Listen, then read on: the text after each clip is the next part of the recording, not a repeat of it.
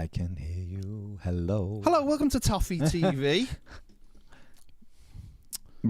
We were having a run through of a different technique of if we just make as much noise as the Everton boardroom to see whether people could understand it. What we were literally saying was, just before in our previous edition of Toffee TV was that we were on our own. And it was nice and quiet. It was nice and quiet. Literally, and it literally was. And it was nice and quiet for you people as well. It was like it had gone through. Yeah, Ned's gone to London, Paige is not here, and there's no one else here.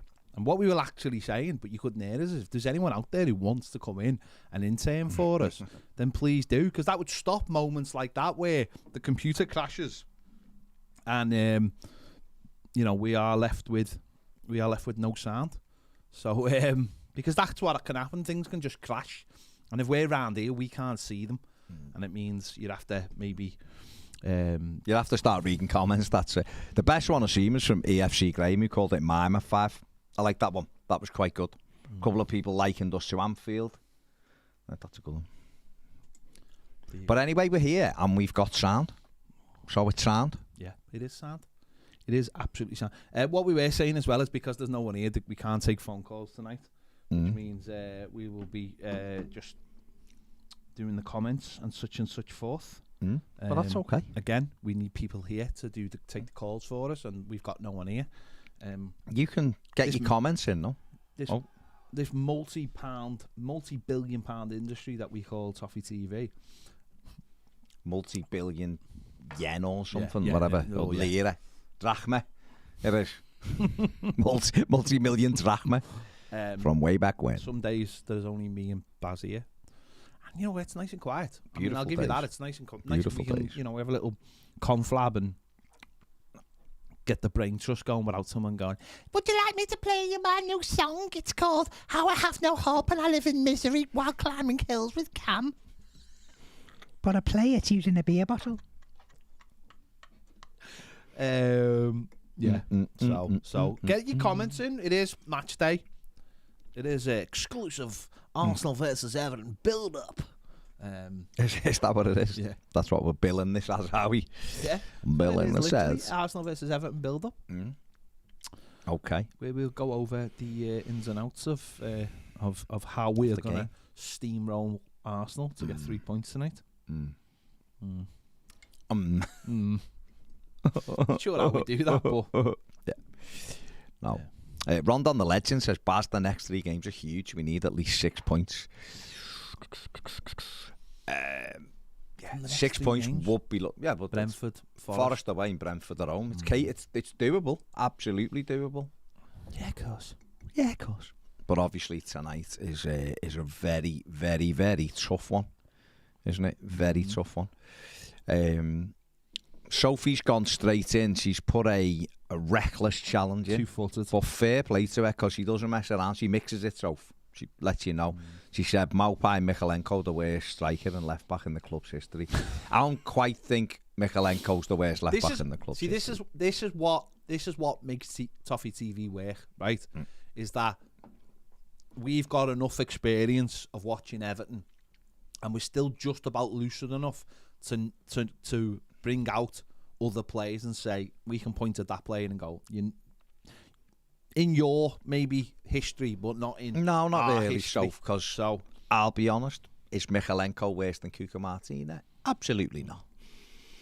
How would you rate Neil Poynton as a left back? Disser. Yeah, old Disser. Disser was average, like a steady Eddie left back, which is what you needed in them which days. Is what you needed. We had obviously Pat Van Den Hauwe was tremendous. We'd had John Bailey, who was a good player. Let me ask you this then. Pat Van Den Hauwe, part of Everton's greatest ever team. But how does he line up as a left back in terms of other left backs you've seen play for Everton? He was better than Kenny Sampson. Not like Pratt. Well, no, he was better than Kenny Sampson, prime Kenny Sampson. But Kenny Sampson who won a penalty in his first scored in his first game, won a penalty at Villa Park in his lost both games 2-1. There you go.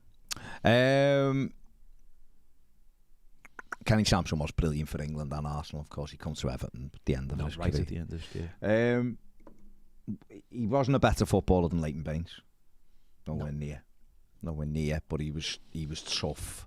Exactly what you needed. Got the odd goal. Any kind of battle he was in there. Did his job. Good centre back as well, Pat. Played the odd game right back. Very good.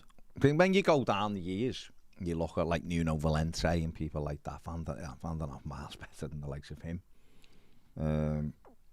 But Baines wasn't better than Baines. Baines like the best. Football. Baines is the best left back, football and playing left back I've seen. And bear in mind, I've seen us Everton win the league twice and European trophies, FA Cups and stuff. Baines the best football and left back I've seen. So Van der Nof is definitely the second best. But I think Baines is the best left back I've seen, and that's why he's on our wall, because he is. Pat was a tremendous player. No, he was.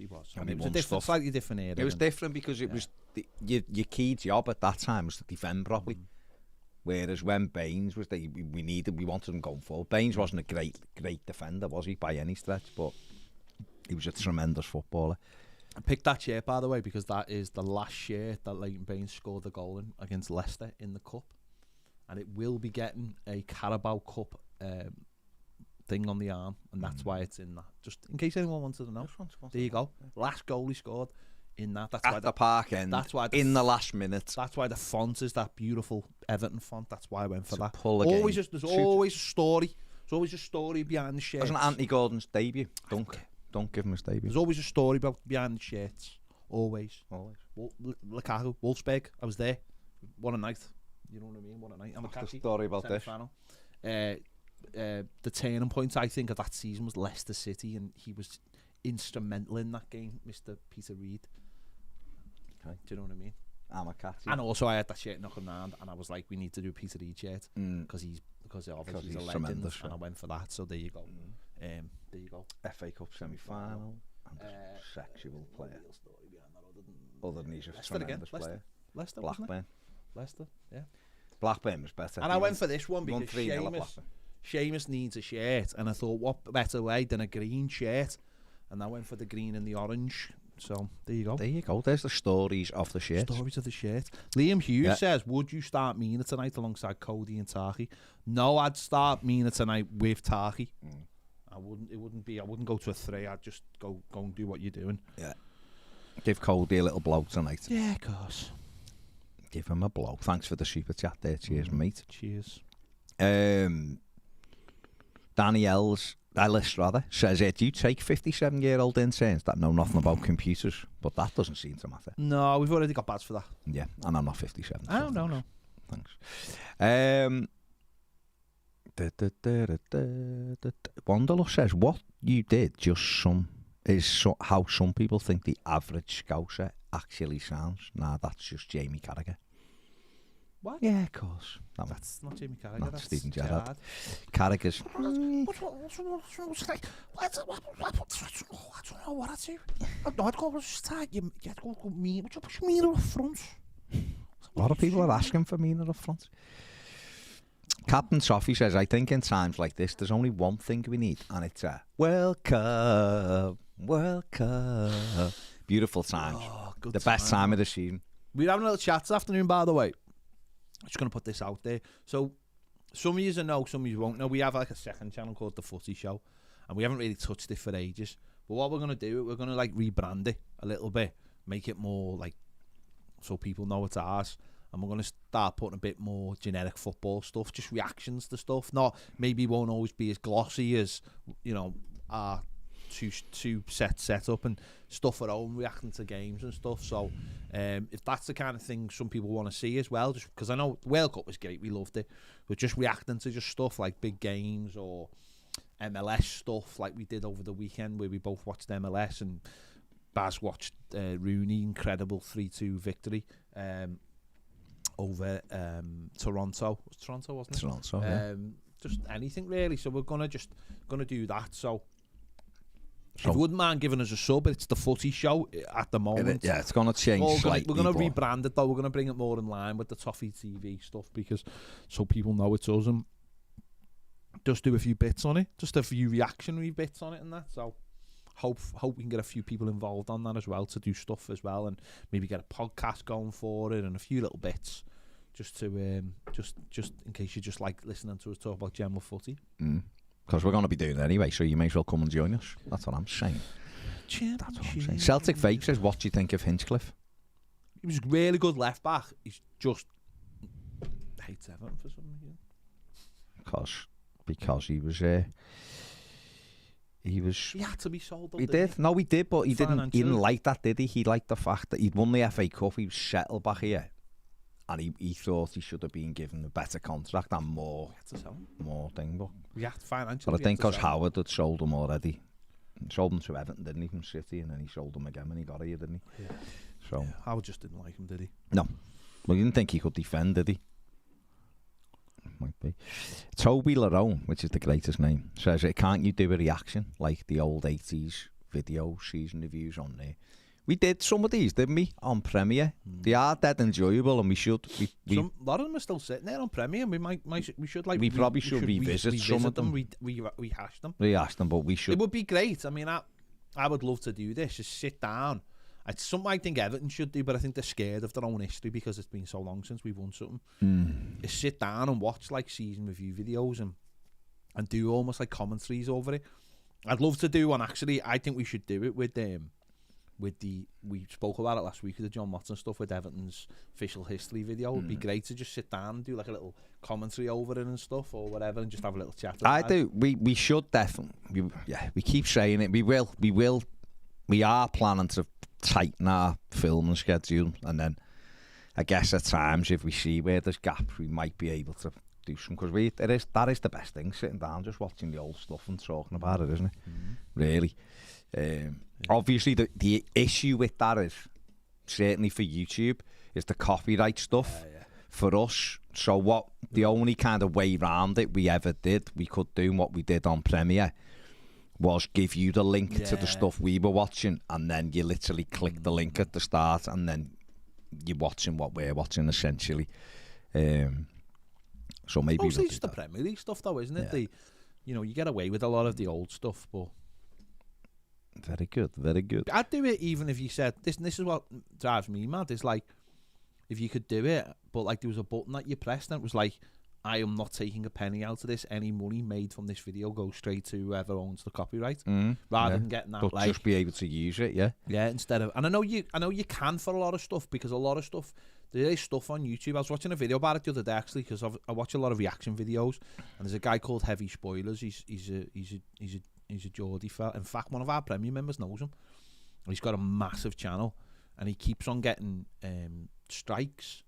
And there's this thing on YouTube called fair use, which is basically like, say you took a clip of a show you were watching and you wanted to talk about it, and he'd done a video that was really good, and he said Universal basically keep on doing copyright strikes on it, and it's not that they're pissed off about the clips, they're pissed off about what you're saying about their shows, basically.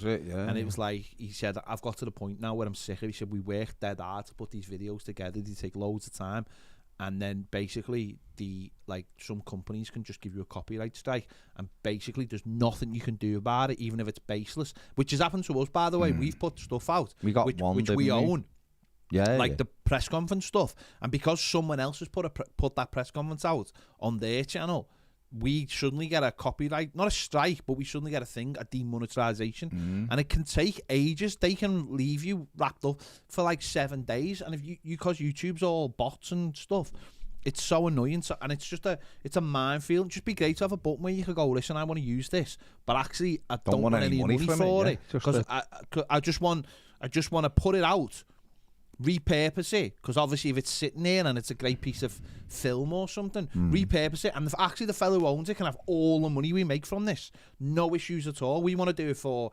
entertainment purposes, and there isn't, and I think if something like that could be brought in, that'd be fantastic. Chris Scal says Arsenal's defence isn't good, so we should get some chances, whether we can take them. That's the issue, isn't it? Max Shaw says, fun fact, we haven't had a man sent off against us for 892 days. The 19th of September 2020. Yeah. Mad.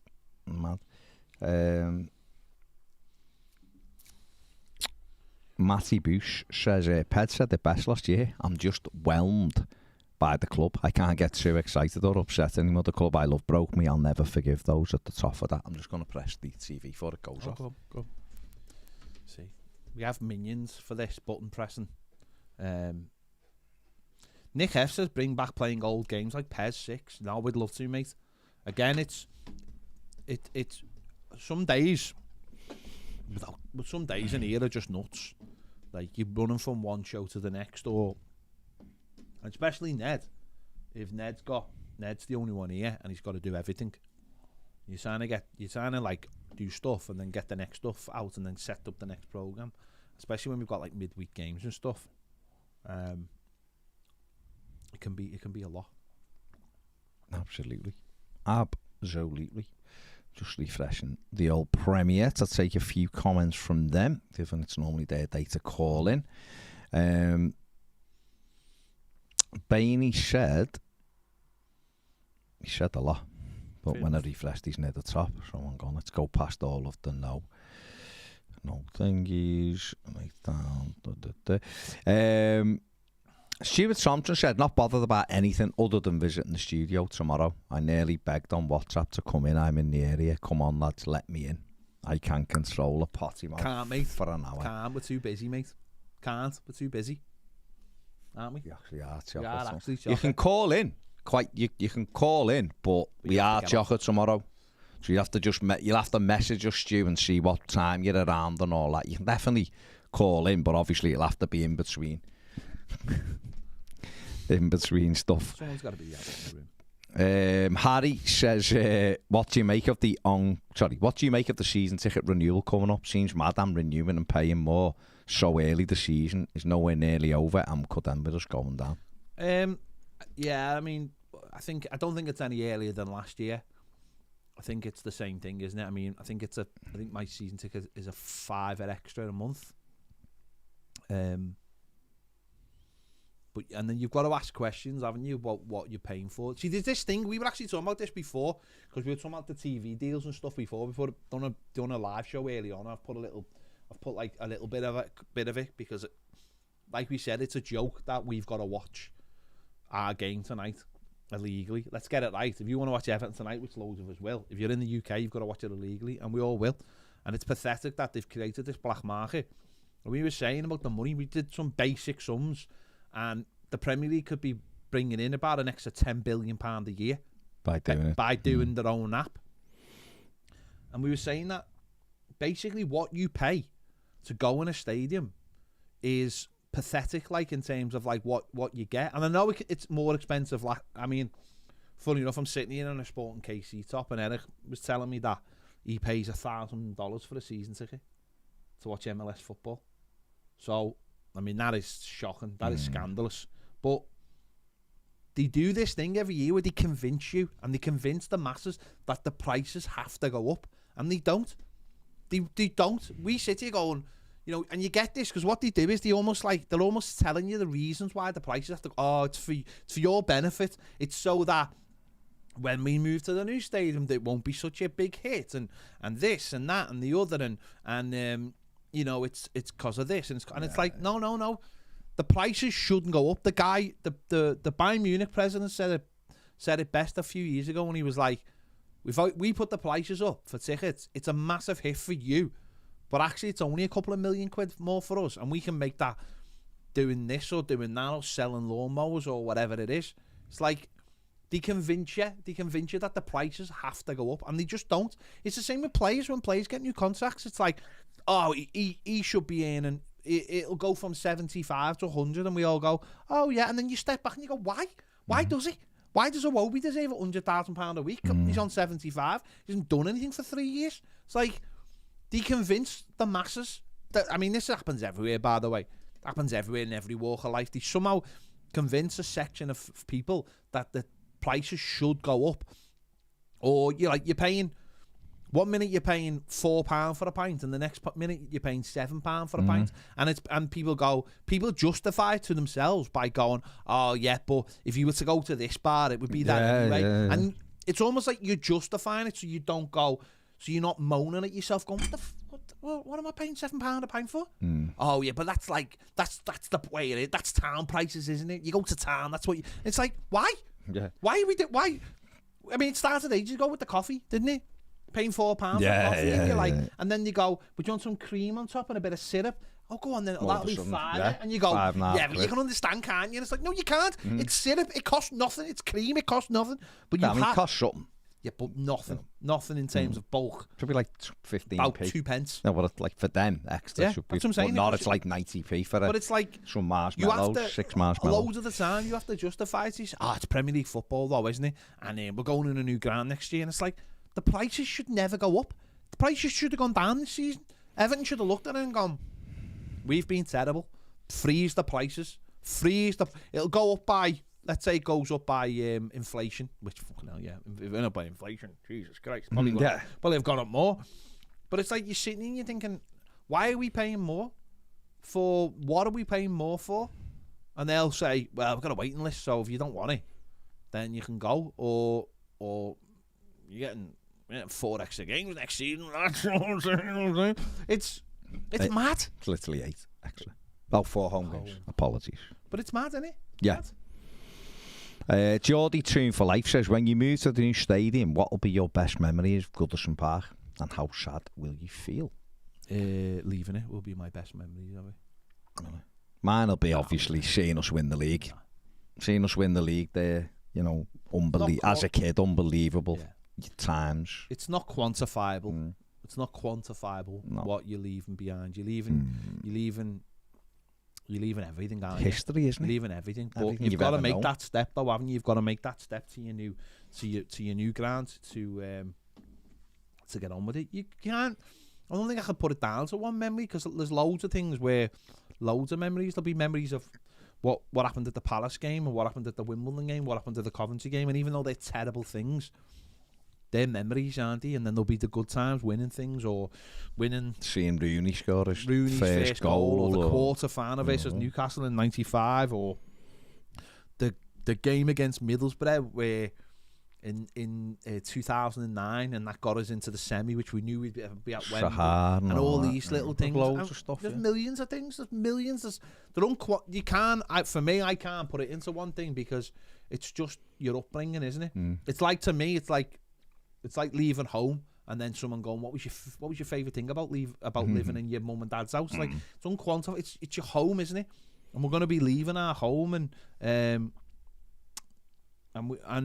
it'll be time. It'll be the right time.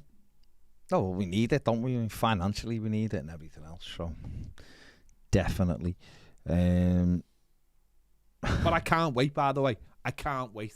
I can't wait to move because, like I've said for ages, Goodison is been holding us back for absolutely years.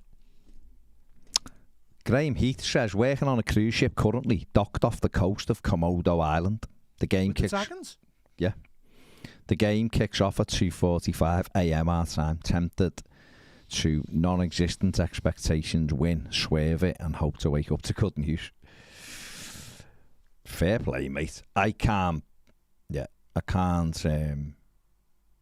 sit here and tell you that. No, you know, Everton have got a good chance of winning and all that, because we haven't. If we win, it'd have to be perfect. We'd have to have loads of luck. It's things that I don't normally associate with Everton. And it's just a lack of firepower. You know, I think if Everton had you keep saying it, but if Dominic Calvert-Lewin was fully fit, you'd go, well, you know what? We've got a good structure now, and Dom's a threat in the air and all that, but we haven't got a striker. Maupai's not the answer. He's just not. If he's the answer, I don't know what the question is. And that's just the way it is. So it's, you know, we don't look like we're scoring goals. The only real threat we've got is off set pieces. You know, we scored the winner against them at Goodison a few weeks ago from a set piece. It's the only real threat we've got. So, Wanderlust says, right, I'm a big fan of Iwobi, but $100,000 a week. What? That's the rumours, isn't it? Ped's absolutely right, though. The thing with that is, why should he be given? Doesn't score a goal. I like Alex Iwobi. He has done well in the last year, hasn't he? Yeah. But he hasn't justified getting a new contract on more money. No. Doesn't ever score a goal. No.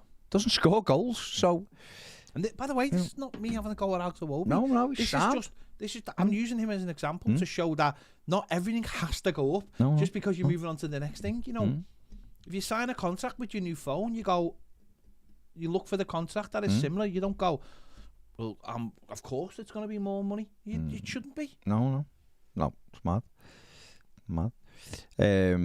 Same with everyone, you know. It's why the players need to get another big hike, you know. That's what you got to look at. But I think players who are doing really well and producing week in and week out, then you might have then they've got an argument, then, haven't they, to say, well, other clubs want me and I'm performing for you every week. Then you'd understand that. You go, fair play, you are worth the hike. But other ones, you know, I don't see it personally, but hey ho. Chris Cal says if we had Watkins on Saturday, we'd have won. We probably would. We probably would, to be fair. The Blues says it costs more to replace Iwobi, to be fair. I don't know. Because giving him $100,000 a week, you're not paying a transfer fee for him. Fair enough. But what we need that to transfer into goals, don't we? Whoever's playing in those positions, we need goal. You exactly yourself have said it many times. Where's the Blues? The Blues. Where's the goal? Where's the goals? Where's the goals? Well, there you go. So Everton could go and get a player in Europe and who's on $30,000 a week, who scores goals, and then you're saving all of that weight. So it is one where you just have to weigh it up. Chris Mill says just because Iwobi isn't crap as he was doesn't mean he's good. Don't get the love for him. No, he's working hard, which is really good. But that's it, isn't it? Don't make this an Iwobi thing. I was just using No, he was just a thing of that the way it is. Yeah. Ganny Mead says, is the plan to go down like Hamburg and have 55,000 crowds in the second division? I don't think there is a plan. I know he's a midfielder, not a winger, but if he's a midfielder, then he's got to be an attacking midfielder because he's not a defensive midfielder, is he? So if he's an attacking midfielder, he's still got to score goals. For Everton to get anywhere near where we want to go, and I'm not, like, even right now, he should have enough, he's got enough talent in his body that he should be able to score 5 goals between now and the end of the season. Because he can kick a ball in a straight line, can't he? Well, maybe. He scored a goal against United from outside the box. He's done it once. He should have. He's got the. You see him 1v1 sometimes. He does a mad trick and gets it. He's got ability to score goals.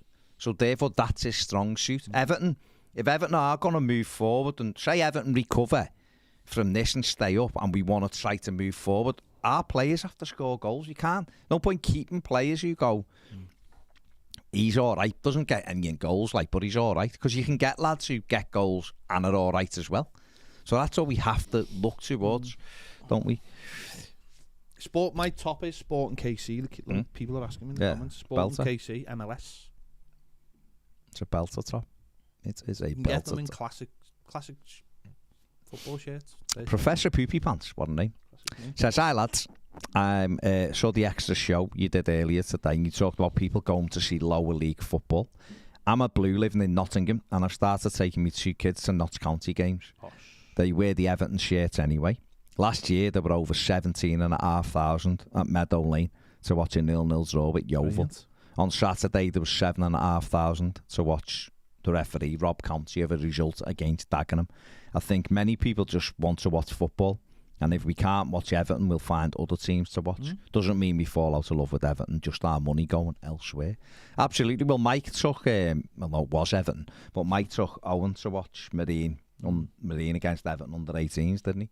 And Mike takes Owen down to Marine a few times to watch footy because, you know, you want kids to experience that football, you know, that kind of footy, seeing it close quarters, and the Premier League football is far too there. Stuart says also, Sophie thinks Michalenko's our worst ever left back. She needs to watch footage of Alec Cleland, who admittedly was a right back, but was the worst signing Walter Smith ever made. Brad says, hello lads, hope you're good. Do you think that Townsend's Everton career is done now? Because nothing has been said about him. I'd play him at left back, in my opinion. It's going to be difficult, isn't it? Well, it's March, isn't it? And I know the manager said on Monday, whenever he done the press, Monday, wasn't it? That they're getting more workload through his knee now and all that. So, say he gets fit in a month, then he's got like 8 weeks left of his Everton career. How is he going to... Why would Everton give a 31-year-old who's took over a year to recover from a knee injury another contract? Unless you give it on a pay as you play or a half wages, and then if you play you're on full wages or something like that. You know, maybe if Everton get relegated, maybe Andros Townsend will be one they want to keep hold of because he's experienced and he has got a goal in him and he works hard and all of that. I don't know, but maybe. Kev Rex says, hi guys, I'm not commenting anything about Everton tonight, sick of Everton. But in an attempt to cheer myself up last night, I decided to make a start on rewatching the whole of Buffy the Vampire Slayer. Can't tell you how much I loved this show back in the day. Yeah. One thing is concerning me though, how old and dated it looks. Yeah. This is a show that would look brilliant if it was redone nowadays. I watched it during lockdown. Did you? The whole thing, yeah. The whole thing, and Angel, yeah. Anything pre sort of HD looks poor now, doesn't it? Mad, doesn't I'm 16:9. Everything does. Bainey says, loved Baines for us. Nothing glamorous. Great partnership with Pienaar. You knew what you were getting. Was surprised to hear he regularly played with injuries too. Shows the calibre of the guy. But you guys in your position do watch-alongs for away games. Love the World Cup ones. And your viewership was superb. No, is the answer to that, mate. I do watch-alongs for... I'd allow other people to do them. I do watch-alongs for other games, absolutely. I mean, I don't know, like Champions League or something, if big games... I mean, that's probably what we went. They're not, innit? They're not playing. Big games. No, but they're good, aren't they? Watching footy, and like, it is good having a chat and having people in. It's boss, like, but for Everton, I couldn't concentrate. We done it in lockdown when we had to. And I didn't enjoy it. Right. When I watch Everton, I have to watch everything. I can't look at comments, and I almost go into my own thing of like watching every bit, and I wouldn't want to make a tit of myself, any more of a tit of myself. I'd let other people do them on the channel, but I don't particularly want to do them. No. Benjamin says, what you said earlier about Premier League channel makes so much sense. Actually, a good business plan. It's a no-brainer. Gutted I can't call was going to be my virgin call. Lol. Next week, Benjamin. Next week. Lose your virginity next week, mate. Steve P says, when you put them press conference out, are you the ones actually filming it, or do you? No, we've got a thing with PA. So we're on our way to getting accreditation. We're on the next... That's the next bit. Then trying to get the next level after that will be us being there. So it's like they're like a middleman right now that we have to pay for and everything else. So, no, be well. If we were filming it, be well Not better. Not cheap. Not cheap at all. Stuart, someone put a stream in the comments. Bainey says, totally agree. Premier League stuck in the 90s. They'd make a fortune with their own streaming site. They could even set it up that only one IP address can be logged in to combat what Netflix, etc. lose out to sharing logins. In my opinion, a no-brainer, and they'd be ahead of any of the other European leagues. Absolutely. Steve P says, if we go down, would you keep Niels and Kunku? If you want to get promoted, we're going to need attack and fullbacks, and he's played in the league before. No, I don't think he's good enough. I'd keep him if we went down. Because I think the thing is he can play higher up the pitch and he's quick. He's doing all right at St Etienne. That's not Premier League, granted. But if we went down, you'd have to look at everybody, wouldn't you? You've got to. You can't. We'd be in a position where we couldn't turn our nose up at anyone, really.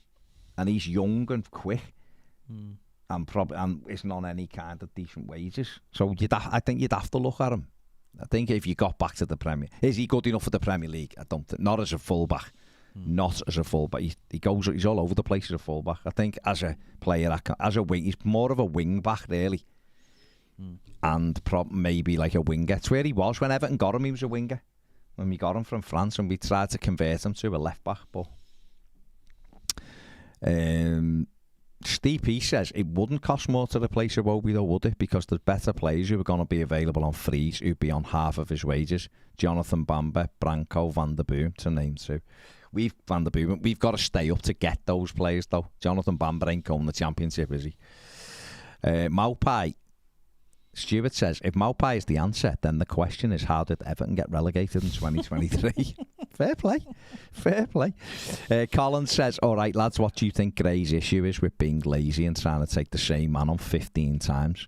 He's got some talent, but never looks arsed to use it just every now and again. He does something great, but it's not enough.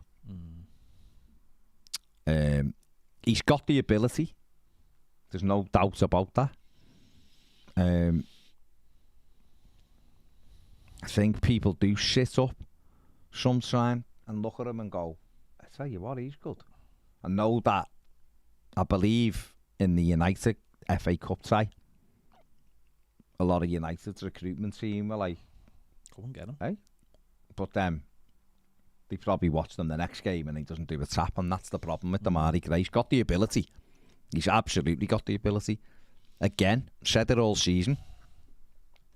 I said this about Dwight McNeil, what he needed to do, and Sean Dyche just come in and told him kind of what we were saying, which is get it out your feet, mate, and just put it into a dangerous area. And that's all McNeil is doing lately. He's working hard, of course, but I mean on the defensive side, and he just looks so much better because he's not like trying, messing around with it. If Demarai Gray got that little half a yard and threw the crossing, threw the ball into the box, or got half a yard and had shots, everyone would be saying he's doing really well and he's dangerous and he come on Saturday, and I think it was the right thing to do. Put him on to run a filler because the defence isn't all that, and yeah, he just went back to that 80-12 step overs and running over on the side where McNeil was.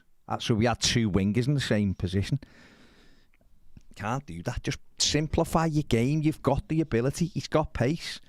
He's actually got a goal in Demarai Gray, which is our top scorer for a start. And yet, why overcomplicate everything? Why? Simplify your game. Look 10 times the player. The manager doesn't fancy him, obviously. Yeah. Brad says, are you on to Garnacho's new hair, by the way? Don't know whose is worse, his or Starboy's.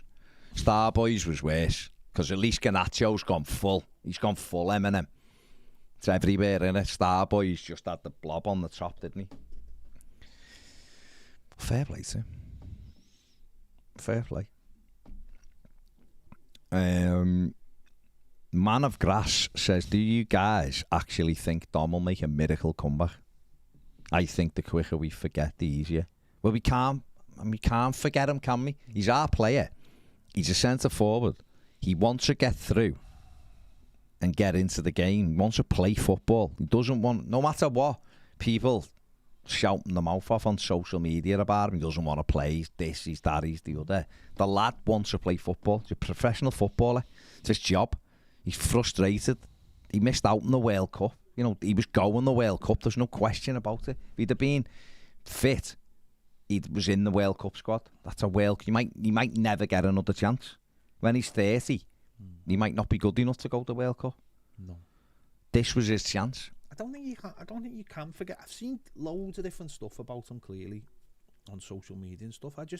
The overall thing I just can't understand is why would anyone blame him for the situation People do. we're in as a club or whatever. He's a player that Everton have clearly numerous times brought back far too quick because they have not done what any normal football club would do, is buy players who are equally with equal strengths to what he does.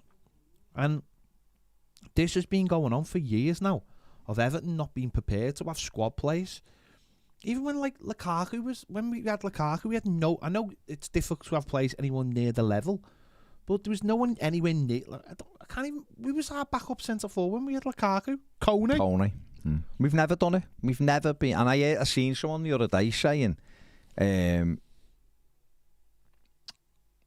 you can't own when you're like Everton. You can only have one forward. You can't have two. Why? I was like, why? And we're not good. Only the top six can have more than one forward. It's absolute nonsense. Brentford have got like 3. Yeah. Most teams, Palace have got 4. Villa Most have got teams 3. Villa have got.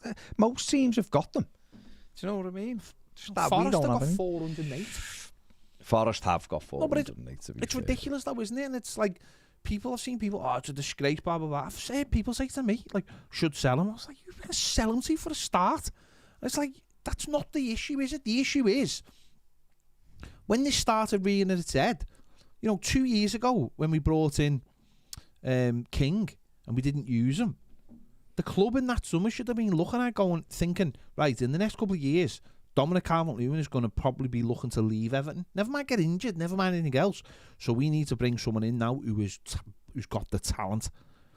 Richarlison will be looking to leave in the next couple of years if we can't match him. Let's get players in place now, and we didn't. We did it again. We went into the season, and we had Demarai Calvert-Lewin injured after 3 games. Then Richarlison, who we let go to the to the Olympics and the Copa America. And then suddenly you've got no centre forwards, and then Richarlison comes back, and then it's like, when is this football club going to ever learn? They've done this. The people who run Everton Football Club have done this. Whether it's managers like Benitez, whether it's directors of football like Marcel Brands, the buck stops at the people above them, the board and the owner. They've done this. This is that's where the anger should be directed. Demarai Calvert-Lewin, if he's got injury problems, it's because they haven't got to the bottom of the situation clearly. Why is that? Because because the kid probably feels like he has to get back to score goals to keep Everton from going down. It's a farce. It's an absolute farce, and the only people to blame for it are the people who run the football club. I'm afraid that is just facts. They're the facts. And if more people directed their anger at them, maybe we wouldn't be in a situation where we're in the bottom 3. And maybe we'd have a better run football club. But too many people just take it. Just take it and point fingers at the people you shouldn't be pointing fingers at. And then, it's just mad. And then people sit there going, don't half miss Frank Lampard. Fuck off. Who said that? I see it every day. Oh, what a guy, what a gentleman. Fuck off. Me a favour. Okay. Paul Brady says, Baz, do you think it would be worthwhile playing Gray as a forward? I don't know, mate, and I'll tell you why. Because I know Maupay doesn't keep hold of the ball, but what you have to do as a centre forward is you have to pin the centre backs back. They've got to be worried. Now, Gray would worry them with the ball over the top because he's quick to get after it, where Maupay isn't. But I just don't know if he wouldn't be able to play with his back to goal, would he? So he'd have to play on the half turn, on the shoulder, which is fine. Again, but then that just gives us one out ball.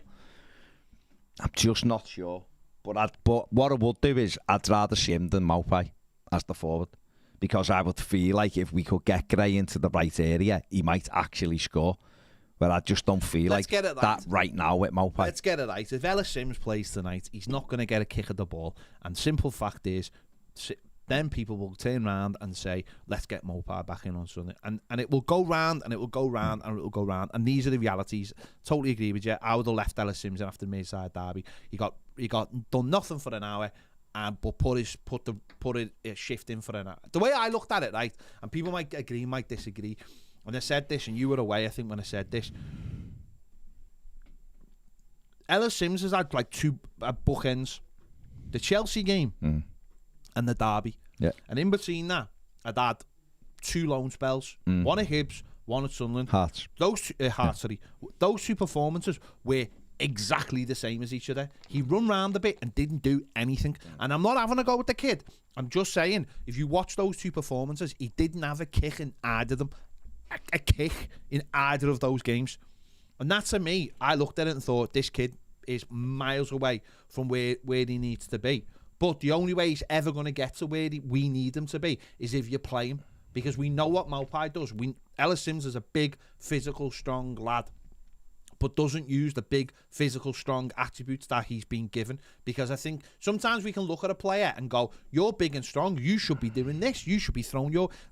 Dom's a classic case. Dom doesn't throw his weight around enough. But what he has done, I think, is learn how to use his body better. Ellis Sims has to learn that side of the game, for me. And the only way that happens is if you leave him in. But if he has a bad game tonight, or a quiet game tonight, then the people are going to say, oh, you got to bring Mopai back, or you've got to put Demarai Gray in. We've got to stick to something, because if you just keep on changing the way you're doing things, how is anybody... I mean, look at Dwight McNeil. I don't particularly think Dwight McNeil's a very good player, and there's a reason for that, because he's not a particularly very good player, but he's got strengths, and I think in the last 2-3 games, we've seen him use those strengths. If I'm him and I'm sending those crosses in, I'm thinking, why isn't someone just tapping these in? Yeah. Or I'd like to see Ellis Sims given the opportunity to be in games where that happens. Now, tonight might not be that game. It's Arsenal away. It'll be a struggle, because how are we going to get the ball in those areas? We're going to have 23% possession tonight. Mark my words.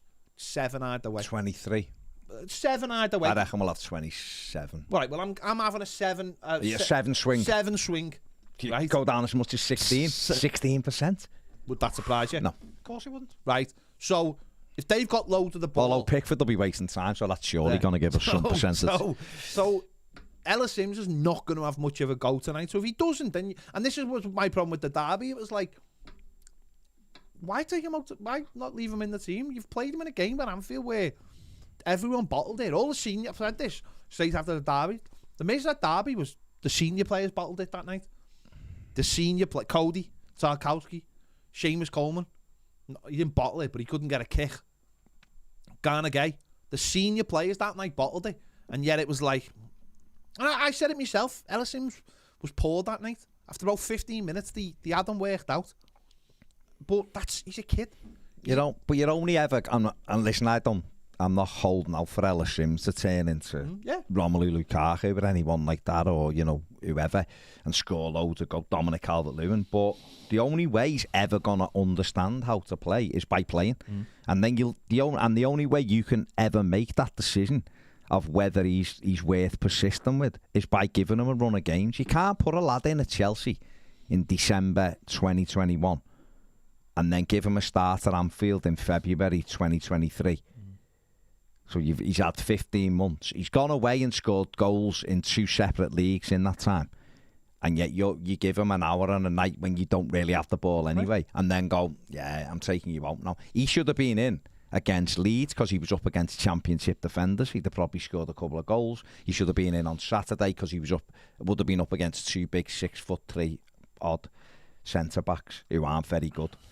And yet we didn't. We put Maupay, who offered nothing. Sims came on Saturday. Within a minute of that, a shot on the team, which just went over. Now, okay, he didn't really get much else. But he's a centre-foot. Every man and his dog who watched Ellis Sims, Sunderland fans said it when we got him back, said he's not a centre-forward who'll be all over the pitch. But if you give him a chance... The numbers back that up. The numbers will tell you. But if you give him a chance, he'll at least hit the target. So, therefore, that tells you that you've got to get service into him. You can't expect him to spin into channels. You can't expect him... He's only going to learn about protecting the football in the Premier League and how difficult it is by playing in it. It's confidence, isn't it? Every player who's ever played at any level who doesn't maybe believe they should be playing at that level needs a little bit of confidence. Everyone's been through that. Anyone you turn up and play 5-a-side, and you might be playing with kids who are better than you, and you go, and no one wants to give you the ball, and you've got to prove yourself into games, don't you? You might come up against people that you think are better, and then suddenly you realise as you're playing, I can cope with this. If I get a chance, I'm going to do. And what do we always always say? We've said it with kids, like good ones, and with other ones who you can tell whether the players trust the player, don't you? You look and you go like, again, I'm talking about the very best, but when Rooney was in as a kid, they just used to give him the ball because they trusted him. Some you've seen them look and go, oh no, I'm not giving it, and we're going, give them the ball, and they don't know whether to pass the ball. Ellis Sims, the only way he's going to earn that trust is by playing. Is he perfect? Absolutely not. Should he be even near Everton's first team squad in an ideal world? No, he should still be on loan in the Championship, earning his trade. And listen, he might never be good enough for Everton. You don't know. But one thing I do know is he got 1 in just under 2 games for Sunderland. He had 7 in 17, but to start he had a better strike rate than Brayton Diaz in terms of minutes played and stuff. So there's obviously something there. I'm not saying he's the answer. You can only deal with what you've got. You can't invent new situations, can you? You can't, you can't bring in players that you haven't got. There's clearly not kids at under 21s level or under 18s level that are anywhere near. I've heard people saying, "Oh, we should never let Tom Cannon go." Come on. Let's get in the real world now. Let's look at the level the Premier League actually is. Let's look at, you know, it's a difficult place to play, and what we've got is what we've got, and that's why people will say, got to do something about, you know, Dominic Calvert-Lewin, we've got to get him back, or when is he going to come back? Or that's why the question keeps on getting asked, because Dominic Calvert-Lewin is the only centre forward at this football club on his day who is good enough to do the job, and we saw that against Arsenal when we played them at home. Now, we've said this a couple of times. For all we know is the manager might have took him out and said, "We're going to stop this cycle, and we're going to get you ready to play the last 10 games of the season or the last 8 games of the season, because if we put you in for this game, say it had been Leeds United or said it had been Villa, and you go missing for another 4 games or whatever, we have not solved the problem." And that might be what it is, because ultimately, yes, he played an hour against Arsenal and felt something, and it's like, we've got to get him right. We've got to find out what the problem is, because we've had this for the whole thing now of like getting fit, coming back, clearly not 100% fit, taking 3 or 4 games to get anyone. Don't forget, Don played against West Ham, and we didn't use him. We didn't know how to use him. He clearly wasn't right. And then what is he then? He's a lad basically wasting his time on the pitch for no reason. So, but again, I'll reiterate,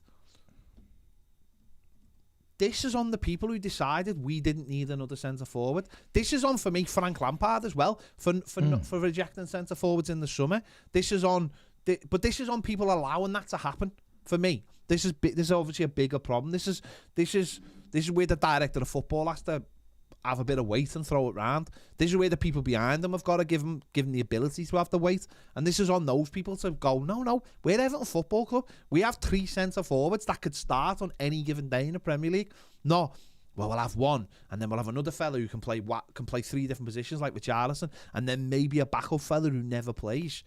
This should never happen at a club like Everton. Everton should have the ambition, like most clubs do, of saying, if we have 3 centre forwards, we'll get top 7, we'll get European football, because that's what 3 centre forwards give you. They give you 15 goals, 10 goals, 8 goals, and they get you the goals. And whether that fella can play wide or whether that fella can play somewhere else, great. But if you haven't got a fella on the bench who can come on and change a game, then what's the point? You've got to have the right physical attributes as well. You know, Maupay, 8 goals average for Brighton, but you look at him, Brighton creates a lot of chances, he missed a lot. He just doesn't ever look like he's going to score a goal. But if he was 6'3" and worked the channels and was big and strong and quick, and he got 7 or 8 goals, you go, you know what, at least he's a handful. He's not even a handful. Adam Dyke says, feel like people love to get on Dom's back because of the modelling. Of course they do, because that's the easy stick to beat him with, isn't it? Andy McGregor. Nice stick, though. There is a nice stick. Andy McGregor is in the comment. No, the real one. The perf, yeah. Says Everton, due to poor squad planning, couldn't have a 30 million striker sitting on the bench. No, but they could have. And whoa, hang on, haven't finished yet.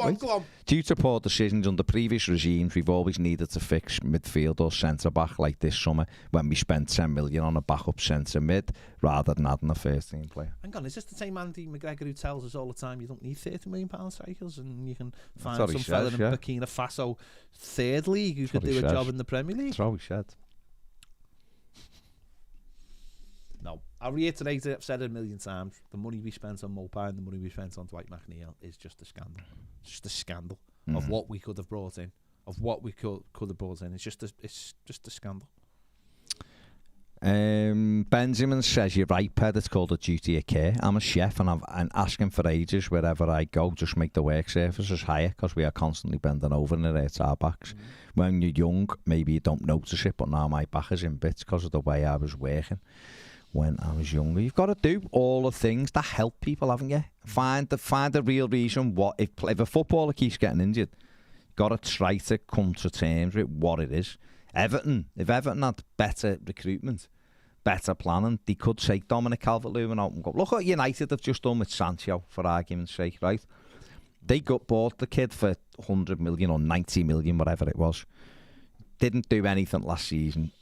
This season, he's had obviously mental health issues and everything, and they allowed him to, or they sent him away to get his head together, and then he went off and trained, had a personal trainer and everything, and he made sure he was okay, backed him up and brought him back, and now he's ready to go for the second half of the season. Absolutely. And that's from the mental health side of it. Dom's come out and said he's suffered with mental health. Why? Because he can't do the thing he loves. Right. The injuries keep coming back. Coming back. You've got to get to the bottom of it. But we had similar stuff with Rashford, didn't we, as well? It's not we, but Man United had similar stuff with Rashford as well. And you've got to have a ability to have to change people around. See it at City all the time. It's mad how many times City have a player who's just is in just amazing form, and then Pep knows, got this unique way of knowing exactly when to take them out of the team and bring them in the next minute. Something like Bernardo Silva's ripping it up, or Foden's just come back, hasn't he? Foden's been sort of out of the... Got two last night. And then he comes back and it's like, he knows exactly... I mean, don't get me wrong, he has players that he can't sort of do without, but he knows exactly when to bring these players in and drop these players in, and it's... But that's... Don't get me wrong, that's Man City, that's having all of the players. But and all of the money. It's scandalous. It's scandalous what's happened to this football club, and for me, I think it'll only end one way, sadly. And I want more people to be angry about that, because I think it is. It's Everton. If Everton, Everton are on life support as far as I'm concerned. They're on life support. They just had to. They haven't brought a new manager in. They've brought a new doctor in to try and sort of resuscitate us. That's where we are as a football club. Bainey asked the question, Mandalorian episode 1. I haven't seen it, so don't even say any more. He's not. All he's saying is Mandalorian episode 1 or Everton v Arsenal. He must be saying. Well, it'll be Everton versus Arsenal, because he might be asking what he should do. Do what you want. Okay. Stuart's got 50 quid on the Toffees to win tonight. I'm either certifiable or bearing gift for my visit tomorrow. Put your request in now, lads. Do us a favour, come in here, right? Don't put that bet on. Come in here with the £50 and just set it on fire there, because that's the same thing. Actually, no, we're off. It's Lent. Can't have chocolates, but we'll have something. Don't ask Ned what he wants. Swear him. Paige, you can ask. Pat says we've been lucky that we had loyal players over the years who we can rely on for a decade at a time. If we were forced to replace our players more often, this collapse may have happened earlier. From my time, having watched Jags, Seamus, Baines, etc. hang on until the bitter end meant we papered over the cracks instead of future-proofing the founder. We said that loads of times. But this goes back to that Iwobi thing, though. Baines was the only one we actually didn't, though. Yeah. So, we got Dean, didn't we? And we were talking last week, I think, or the week before, about Anthony Robinson. Might have been the one but whatever. Buyback clause. Yeah. Should have put a buyback clause. I did, when he was going to Fulham, I did say buy him back. Everton did try, I think, but I don't think he was interested. But this is what I was saying before about Iwobi. It's like, people will be like, oh, you've got to keep him. And just like, I'll be honest, I'd go to Iwobi and go, do you want a new contract, same money? And if he says no, I go, sign, mate. We'll see what happens in the summer then. I honestly, it's too much of this. I've said it loads of times. There's too much of Everton football. Our fans cling on. I mean, we've all been guilty of it, but it's that thing of like, when you're trying to, or when you're linked with someone and you're like, oh, I'm not really bothered, and then someone else gets involved, and it's like, I want him now. I want him because he might go to Newcastle. It's like, let someone else deal with him. Iwobi, let him go. Luke said, imagine if Iwobi was playing for another club and we were signing him and giving him £100,000 a week. Or she said, scratch that, imagine we were signing him, full stop. Would you want him? And the thing is, and I've seen it in the comments, people go, he's the highest chance creator outside of the top 6. Fine. No issues with that. Iwobi's done all right this season. But the point being is, as a football club, why we've been critical in the last few years of saying, why are we giving this fella a new 5-year deal on this money, or why are we giving this? Why on earth would anyone give Iwobi a new contract and bump his wages up by a quarter? Why? Why would you do that? Why? There are plenty of players in the world. It's about finding them and bringing them in and giving them the tools and saying, you've just been playing in, Venezuela C, and you were on 8 pesos on a donkey every quarter, is 15 grand a week. And they'll be like, amazing. Yeah, absolutely. Yeah, make sure you hit the like button, subscribe if you haven't. Stuart, you'll win big money if we win. Last I saw it was 9-1, says Benjamin James. It also says a run of games that gives Sims confidence. You never know, he might give us something, but he will do much better than Maupay. Swerve Maupay. He should get less pay, in my opinion. Okay. Steve P says, remember when people were saying we should play Fraser Hornby? We shouldn't even be talking about Ellis Sims after spending £600 million. Absolutely. Since Mashiri took over, it's like we've been completely against signing strikers that can score goals, which is the most important part of football. If we were well run and had good recruitment, he would have been sold to a championship team for a few mil now. Exactly. And we're kicking on with his career. It's failing of this football club as usual. The simple fact is, if Nathan Broadhead still played for Everton, people would be asking Nathan Broadhead to play for Everton, because people can't see past, I'm afraid, the deficiencies of players just because they play. Because when people sit on the bench, they become better all the time. And that's a fact. Yeah, we all do, because everybody's hoping for the answer, aren't they? That's what it is. You're hoping that somewhere, we haven't seen something, so something new will happen, but it's not. But in this day and age, we know that's no, not true. I know. When I was growing up, I wanted every Tom, Dick and Harry I thought played well in the Rezzies to be in the first team. Whether it's Alex Smith at left back or Peter Holcroft playing centre midfield, you thought they were amazing because you've seen them a couple of times in the Rezzies, and then they get sold to like Chester, and you're like, what? And then you never hear of them again. They disappear. Now we've got all the data to back it up. Now we know who's good, who's bad, who plays in a certain position. Is someone going to do the job for us? There's really no excuse nowadays, I think, for a lot of this. There's no excuse. We think people are going to turn good, who just aren't good. Carla says, I do feel sorry for Sims. He's been brought back with huge pressure on his shoulders. Posh Matty says, thanks for the super chat, Posh Matty. And to be fair though, Matt, your name's Posh Matty. I'd expect more money on a super chat, but otherwise just change it to average Matt. It says, where does Garner fit into this team? James Garner, yeah. Obviously one of the three midfielders. He's a different profile, isn't he, than the three that are in there right now.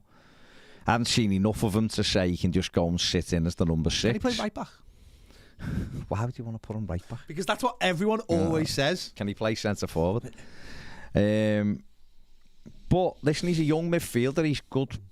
At what I've seen, bits and pieces, he's looked quite useful, but you don't know until he plays a run of games. Done well at Forest. That was in the Championship, so we got him for what, £9 million. We'll see how we go with him. Be good if he could come in and make a difference, wouldn't it? That'd be really good if he come in and made a big difference between now and the summer.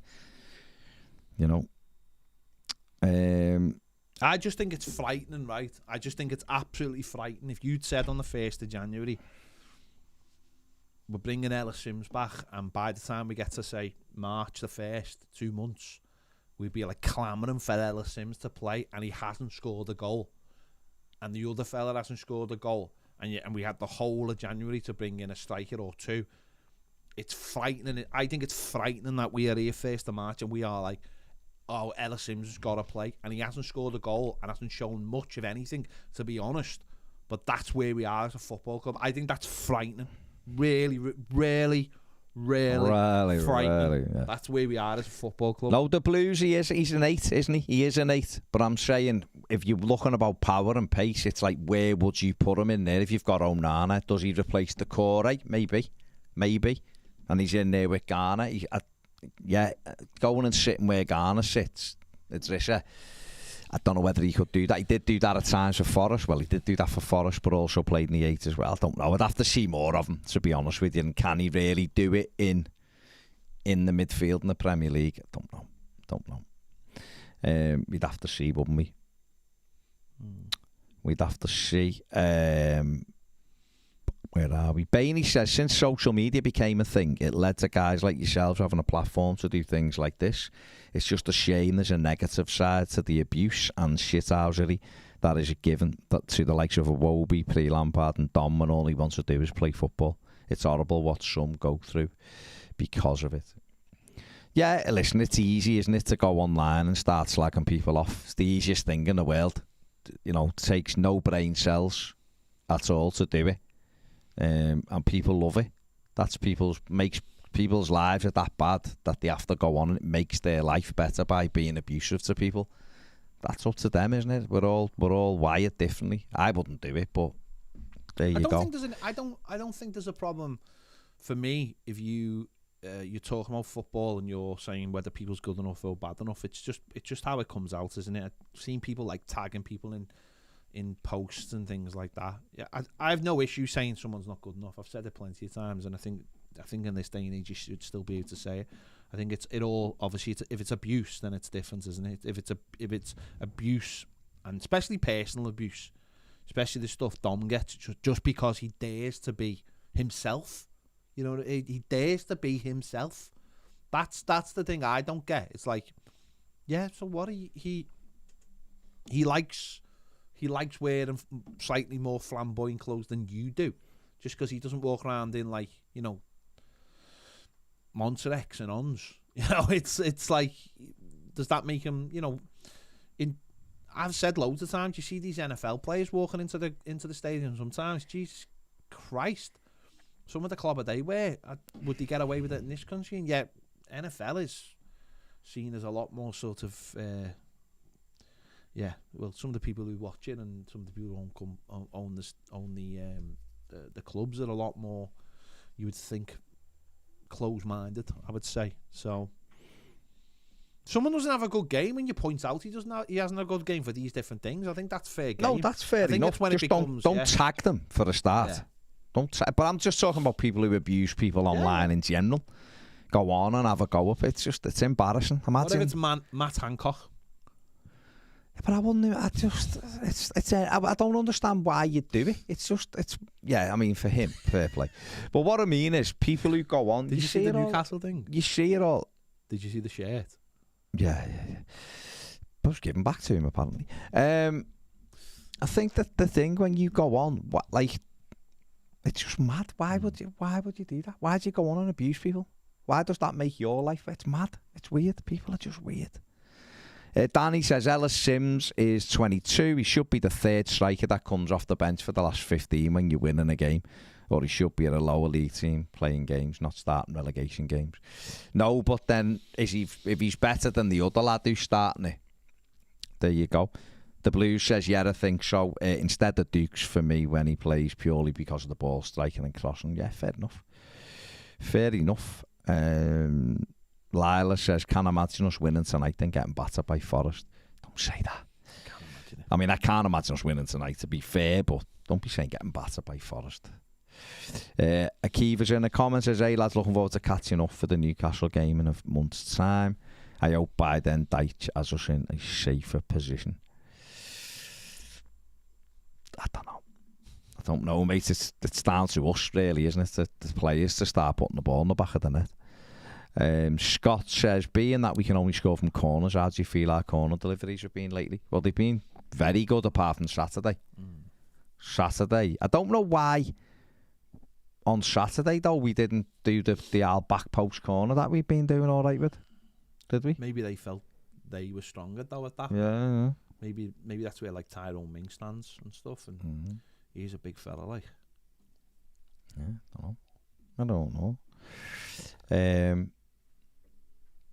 Steve P says, did you know Aisha Samuel Smith has a twin brother called Odin Samuel Smith who plays right back for Everton? I do now. Yeah. So both twin brothers play full back for Everton. Going full. Not quite the Nevilles and not quite Raphael's at United, but brothers who are full backs. Fair play. Fair. That's quite good, isn't it? Benjamin says if we go down, every game will be a cup final. I'm dreading it already. High pressure, isn't it? That's sadly what being an Everton fan is at the moment. Kev says, oh my God, Ped, can't believe you just mentioned Peter Holcroft. I remember watching a reserve match versus United and him scoring from the halfway line. thought he was the next big thing at the time.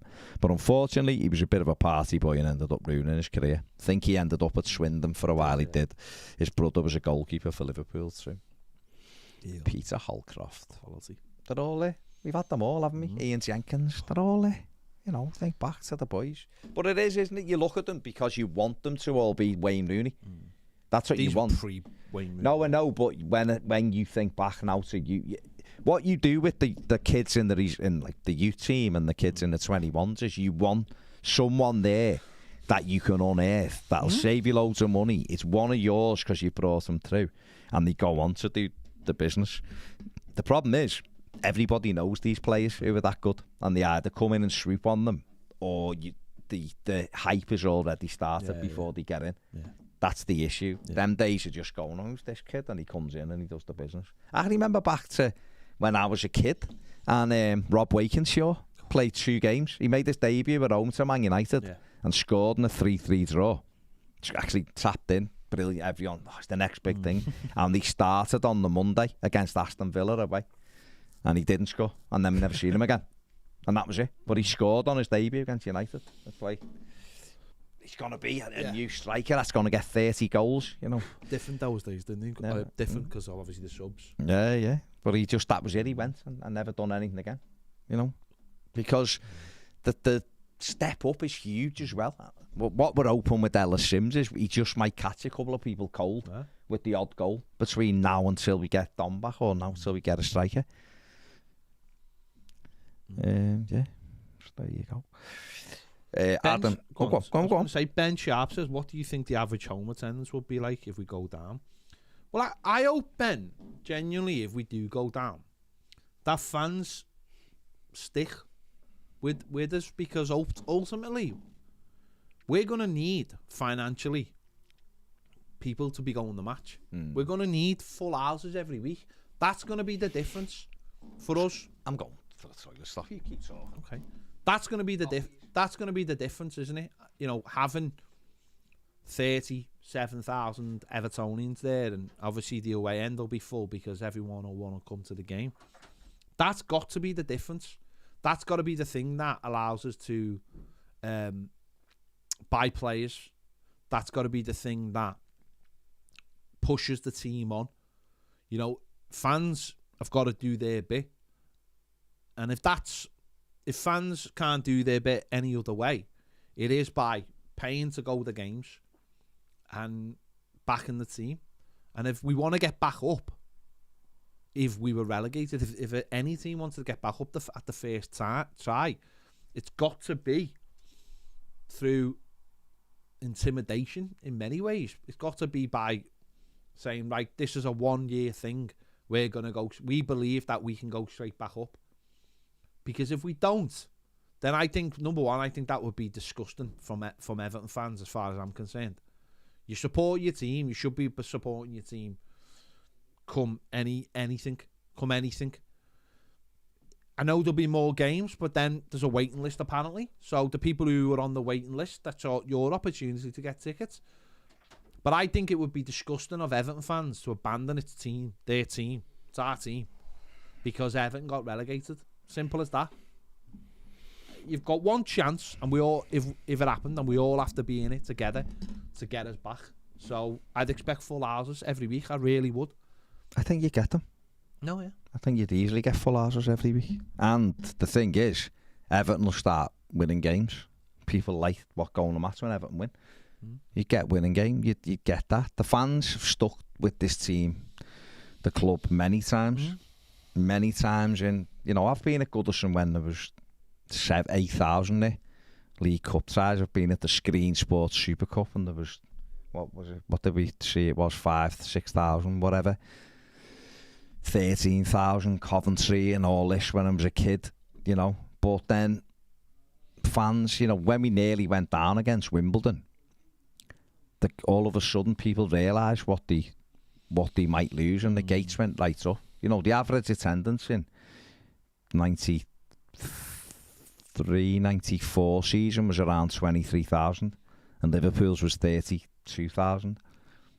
You know, and then it's gone up, and then when Everton have been in trouble. It was over 30,000, stayed over 30,000. I worked at Everton for 11 years, doing the ticketing and everything, and seeing the gates go up and people have never abandoned it, even when we've been struggling. So if Everton went down, yeah, some people might, but it'd just be replaced by other people. You can't go now.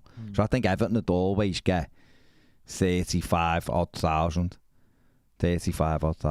at least, I think, in the Championship. And we, like a few people have said, and like Pet just said, they need us more than Everton, because there's no Premier League money. There's, yes, the parachute, but they need every penny does count then. Lila says the Zenith Data Systems Cup final was great, but we lost. Which one? Yeah, the Zenith Data was the 4-1, wasn't it? And Forest was the 4-3. Yeah, we lost both of them. Was it both? Yeah, the Forest, the Palace one was how the hell we. But here he equalised late on, and I thought we'll win this now. And then, you know, Keown getting carried off, bleeding. I'm giving it all that to the Everton fans like an absolute lunatic. But there you go, mental. So I think, I think everyone would still, go and still attend, because Evertonians, aren't you? What would you do? You know, you're less likely the games to be on, are they? I'm not sure, but you'd want to go, wouldn't you? And don't forget, it'd just be something different, wouldn't it? We'd be playing all different teams, so it's not like... It'd be footy, wouldn't it? It'd be a game of footy, 23 home games. No VAR. No VAR, yeah. And that's the thing about it is, you know, when you look at it and you dread it and you go, oh my God, going down and all that. But when you sit in your seat, they're just playing a team, trying to win the game of footy. Isn't it? It's not something I want to get used to. It's not, in fact, to be honest, it's not something I want Everton to experience. I'm hoping they can pull 5 wins out the fire between now and the end of the season. If they could win at Forest on Sunday and beat Brentford, we'd only need 3 more wins. I think we'd be safe, but it's difficult. Adam says Cannon and Dobbin go right into our Championship side. I'm not even sure about that, if I'm honest. Lila says, how come you guys don't get tickets for away games? Because we don't go. I mean, I went to Fulham earlier in the season. I went to away games up and down the country years ago when I stopped playing footy. And it's not something I like doing. It's too much of my time and my family, and do this. And the other thing is, people have been going for years and they deserve the tickets. So, you know, you get them when you can. Pet's been to the games over the last few years. You go to the odd one and that, but it's not really a big thing for me. I love going to Goodison. I love my home games. And it's one of them things, isn't it? It's time, isn't it? It's a lot of time. You know, if we'd gone today, you're lacking. Not being able to do any of this today. You've got no content, have you? That's the other side of it. You know, my aftermatch stuff. I know it's a bit weird because you're like, well, it's watching Everton, but it's a big part of it. Is like, you know, having it's our job, and I know if we had access to like the press room and all that kind of thing, it'd be a bit different. But you can do the stuff then, can't you? And I'm not a drink. I don't drink anymore. So like the idea of going on coaches and being at the behest of someone else and all that, and if you're driving, it's expensive, and if you have to go around the country and all that kind of thing. So, and it is, you know, it's all those things. You know, it's something I'd like to maybe get back into, but I'm not really in a rush at the moment because I like just might be lazy, but it is what it is. That's all. Like I said, I took Zach to Fulham. I'll probably take him to another one before the end of the season. It was good for that thing, but I couldn't do it all the time. I just couldn't. I love watching Everton. I have to watch the game. But fair play, that, you know, I've done it throughout my life, home and away. Great, brilliant, and for a period of time, it's great. And for some people, the younger kids and all, that's their life, and it's bevying, and Cam and Ned have gone today and there's posting pictures of bevying and all. It's just not my... I don't drink. It's not my thing either, so... but fair enough. It's all good. People who love it, brilliant. Josh Vlog says, hello lads, love this channel as a West Ham fan. Up the trophies, don't you boys stay up. Nice one, Josh. Cheers, mate. Let's hope there's a Premier League game between us again next season. Yeah, Toby says away days are a young man's game. There you go. John Blaine's gone. John Blaine goes all over the country. He loves it. Absolutely loves it. Ralph says, we could be good in the Championship. Let's face it, we have a team full of Championship players. Yeah, Ralph going straight in. Good challenge from Ralph there. Straight in. Crunch and tackle on the Everton squad there by Ralph. Yeah. That's just fair play to him. But we'll have to wait and see what happens. But yeah, the account. I mean, we're still waiting to see what the accounts are. We spoke to John yesterday. He should have been in yesterday to the Premier League.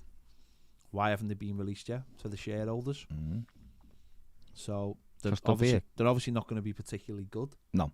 And again, relegation. What is that going to mean financially? And this is what I was saying about fans. You know, relegation could potentially destroy Everton financially, and that's why for me the fans have got to be there. I've got to be selling out Goodison every week.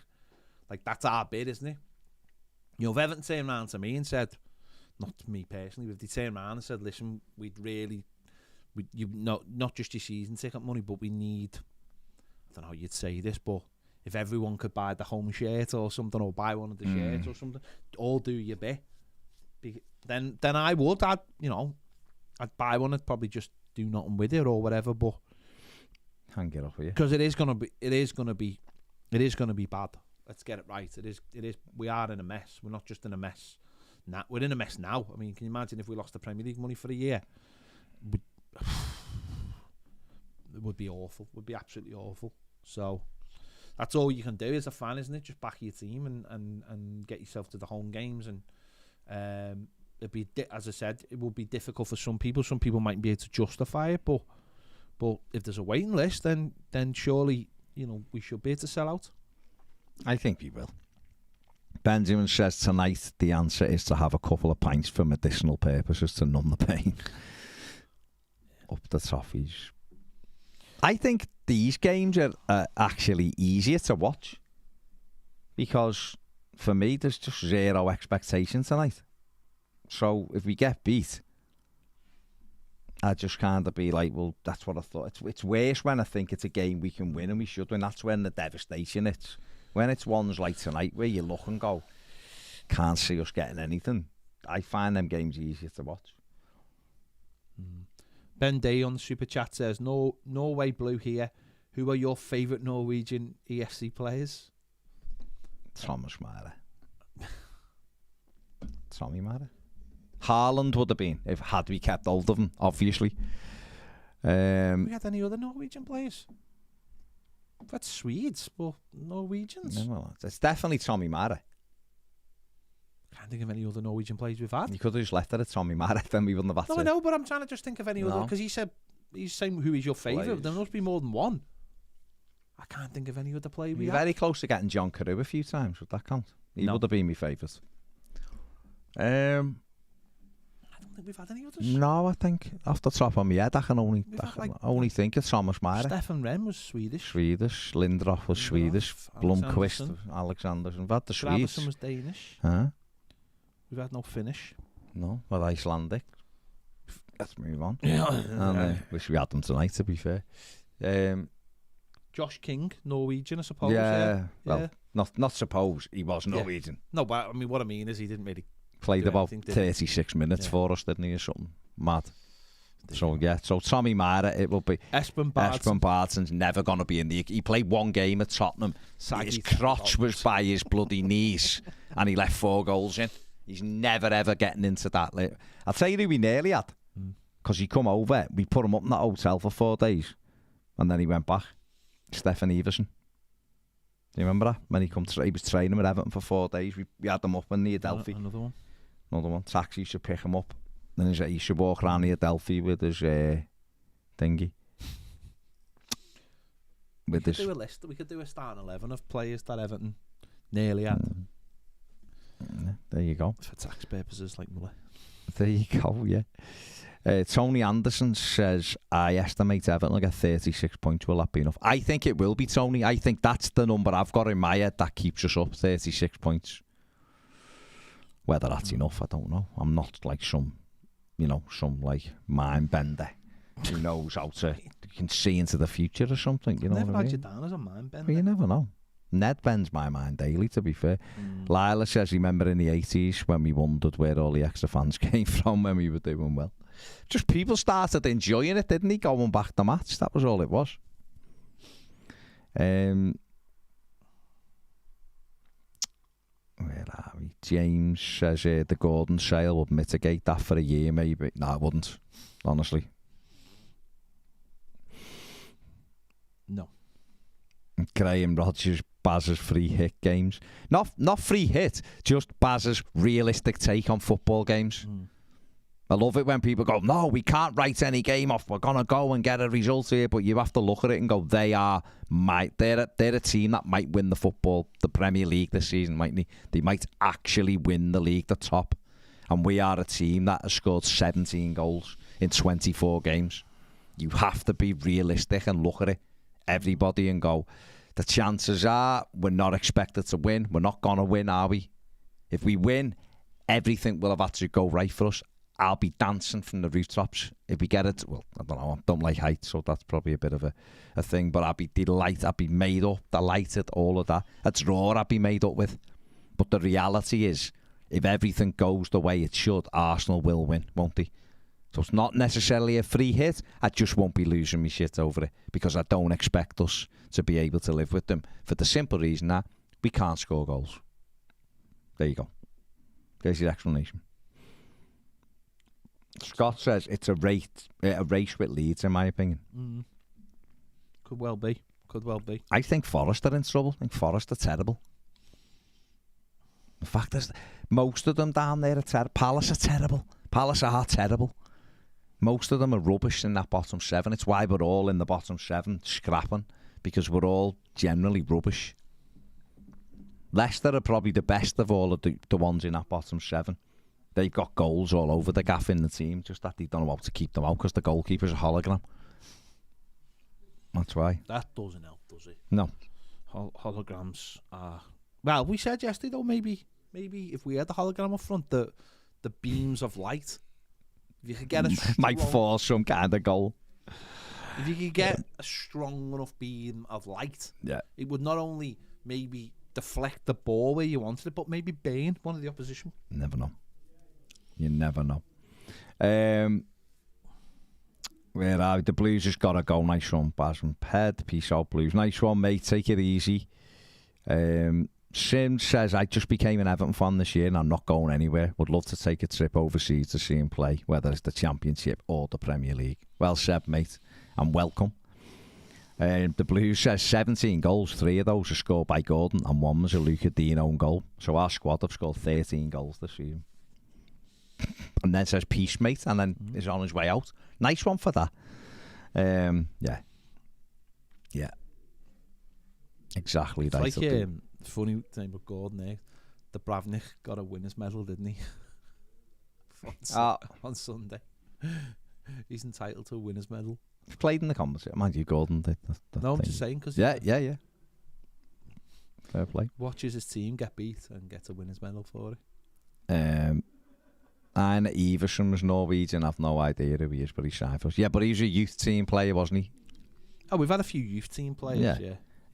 Benjamin James says, no chance it's a young man's game. I'm 46, but I'd love to go away.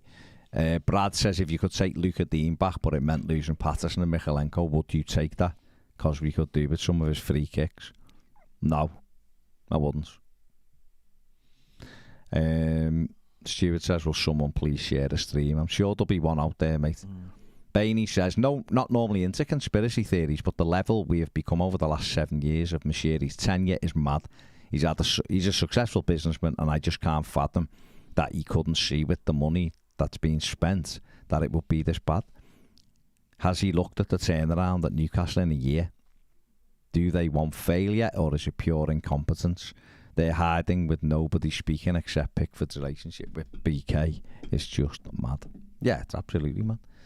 Steve P says, I saw a scary stat yesterday that we've scored the least amount of goals in English football this season. Tell me that's not true. Well, it isn't hard to believe it, is it? It isn't difficult to believe because we scored 17 goals this season.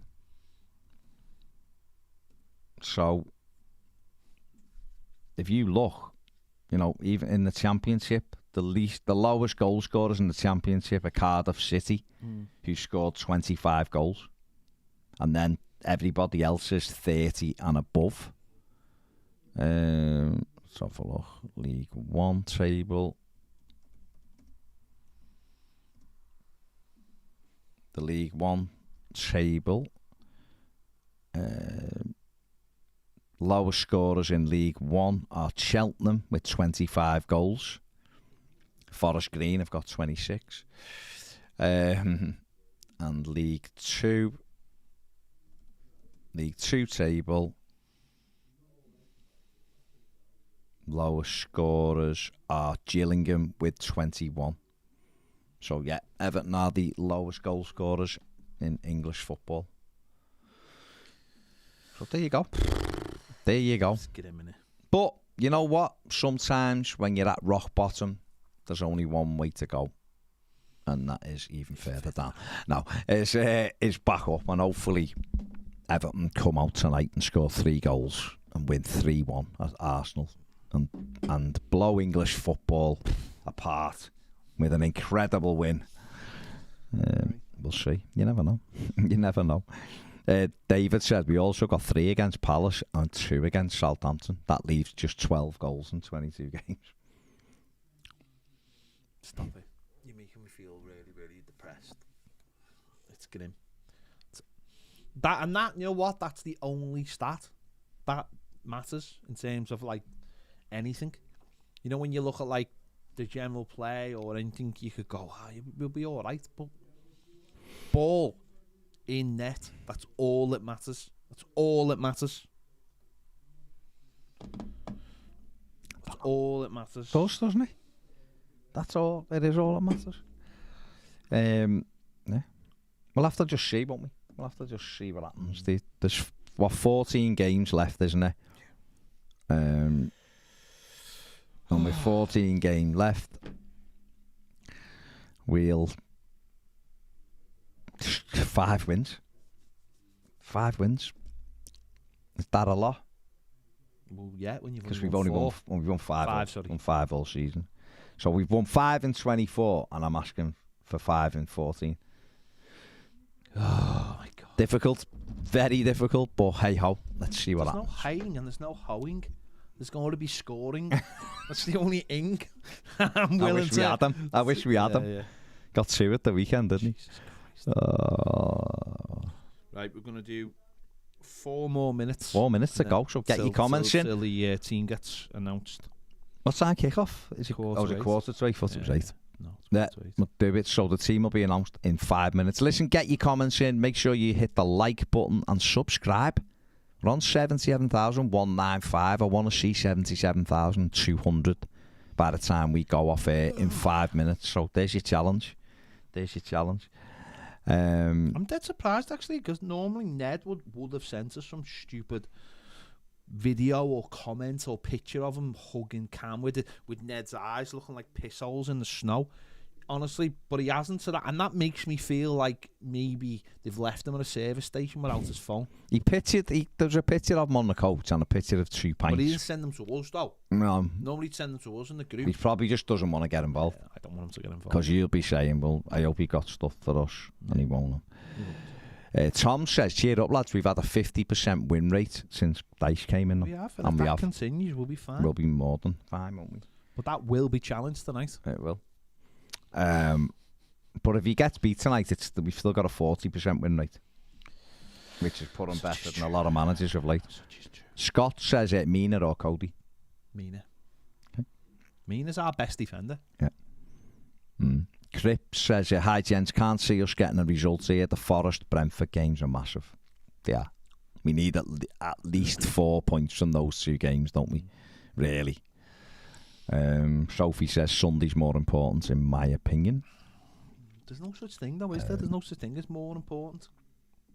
No, but I understand what she means. I do, but Nathan says up the Toffees, could you imagine if Maupai got a hat-trick tonight? Hello from the dirty South, USA. I'll be honest, I can imagine such things, but I can't imagine that. so many things I can imagine in life. There's so many things that just will never happen that I can imagine happening. That's not one of them. Big mouths, clashing goals in left, right, and in the middle. As I said, I do believe Tupac's hologram would score more goals than Mopai. I just believe that. That's just one of my personal beliefs, and I can believe in that. And I can believe that more than I can believe Mopai will score goals. That's me. Well, listen, That's me. fair play. Do you know what I mean? Who am I to argue with that? You've gone there. Fair enough.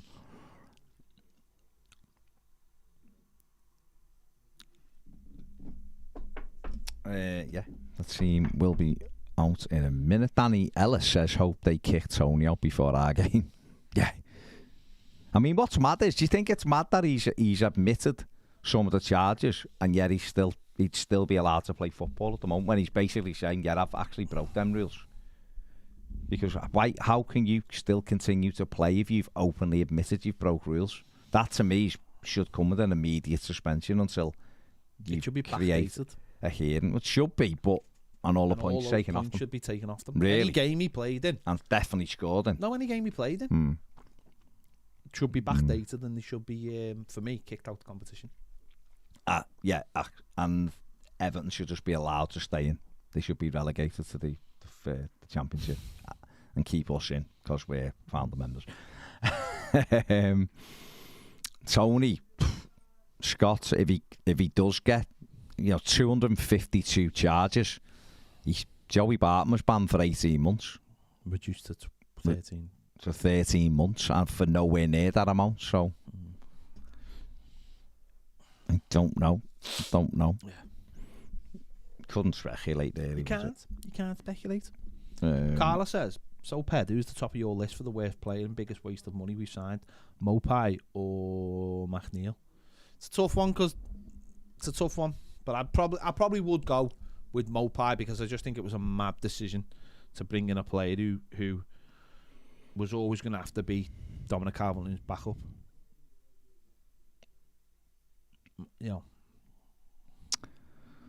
Pat says, if Sky bet Toney gets suspended by our matchup, it would make my life much better. What an idiot. G says, while we're all on the gallows humour, saw the other day that our 0.7 goals per game ratio has us on track to be the 7th lowest scorers in Premier League history. Good times. Well, we've had good times, haven't we? We were told that. We have had good times. We were told that. Carl says, evening guys, been away on holiday, so apologies. This has been raised before. But what was the comment about Blue Bill blocking Arnautovic signing? Arnautovic was offered to everybody, right? And he wanted something like 150 grand a week. Everton were never paying that for a 34-year-old or whatever. So let's not look at that and start going, oh, we had him and Bill wouldn't. Marty says, will Toffee TV talk about the Premier League if relegation happened, or would it strictly be Championship? What would be the point? We might do a Premier League show. Channel, we would do. Yeah, on our second channel we would have the Premier League show. Absolutely, why not?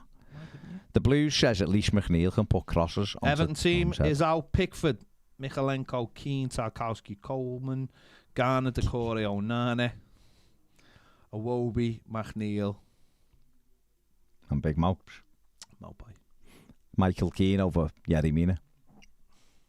Someone did say the other day that he'll put Keane in before Mina because he's had them before. Michael Keane, who was out the door in January. There you go. What a team. Everton, woo-hoo-hoo. Great stuff. Oh, well.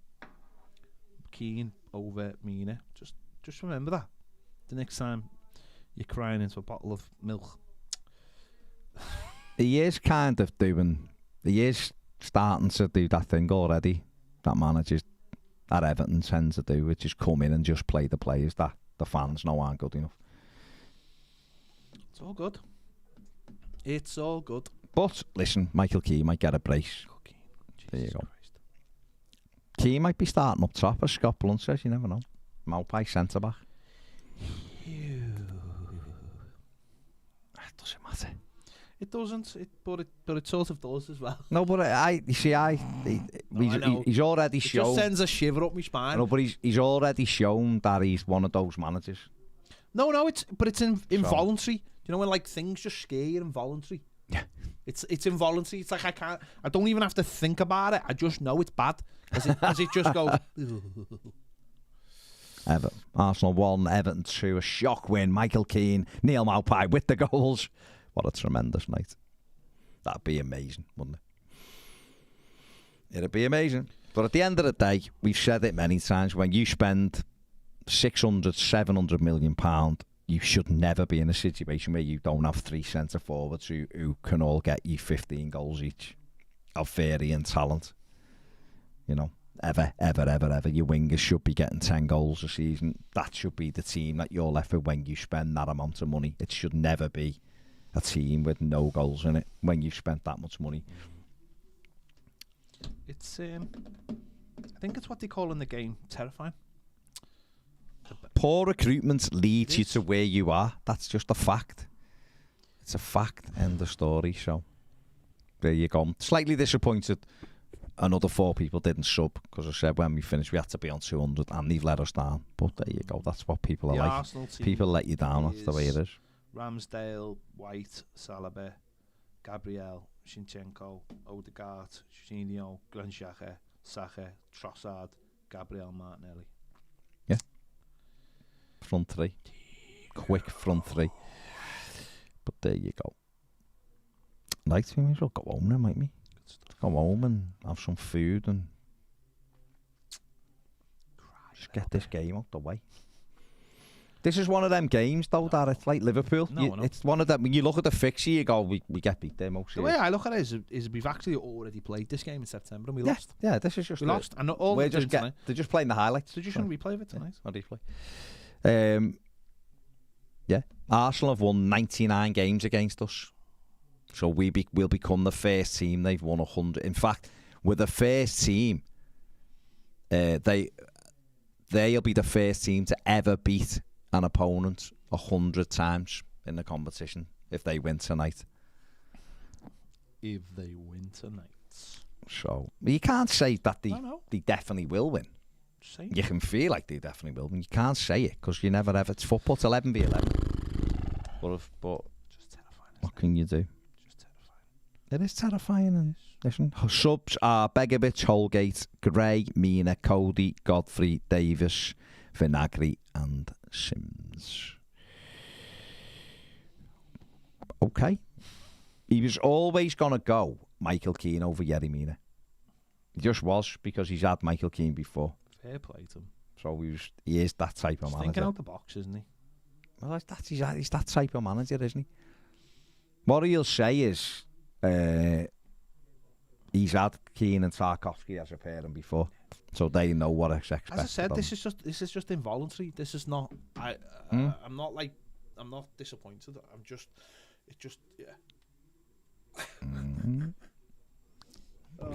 Good times. Don't worry about it. We've had good times. We have had good times. That's what it's about.